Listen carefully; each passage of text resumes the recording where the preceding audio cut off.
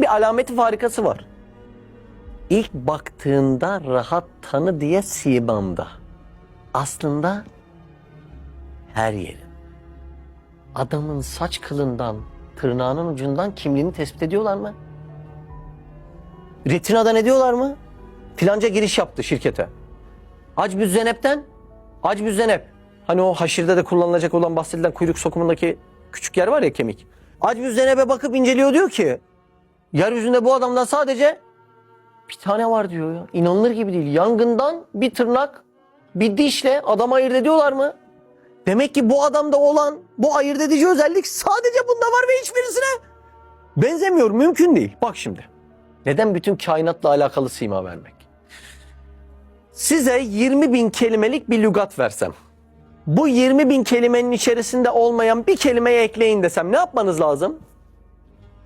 Hepsini ezbere bilmen lazım. Neden? Çünkü farklı bir adet kelimeyi ekleyeceksen 20.000 kelimeye vakıf olacaksın ki o ekleyeceğin onlara benzemesin. Oldu mu? Peki verdiğim lügat 8 milyar kelime olsa, hiç içinde olmayan 400.000 yeni kelime ekle desem ne yapardınız? Akıl alır gibi değil mi?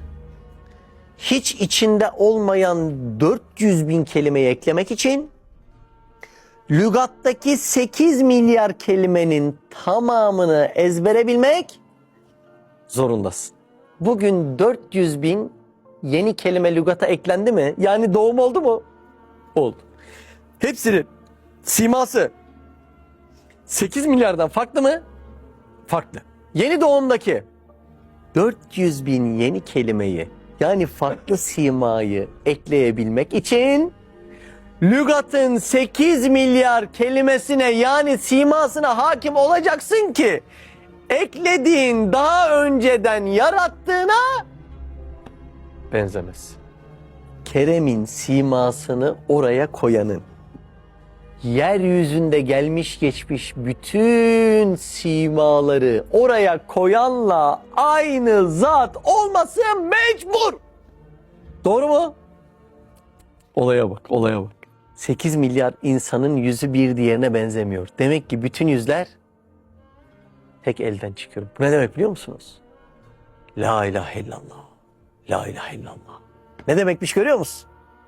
Bir şu hakikati düşünerek bu zikri çekmek var.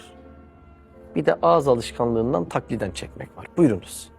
Şimdiye kadar ki tevhid delilleri bir şeylerin ittifakından olmuştu. O ona yardım etti, ona cevap verdi.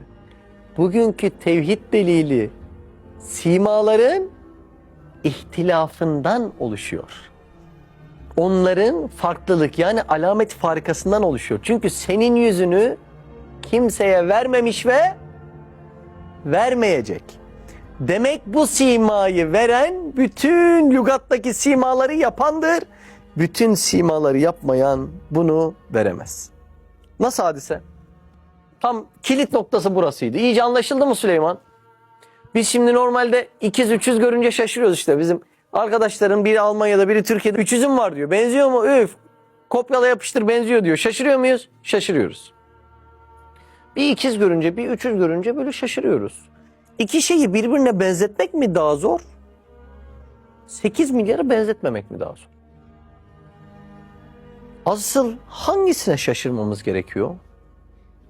Çok iyi bir ressam çağırsak. Muhammed. Fransa nerede Muhammed? Bizim ressam kimdi? Salvador Dali. Salvador Dali'yi çağırıp bir kağıt bir kalem verip farklı çöp adam çiz desek kaçıncıda tıkanır?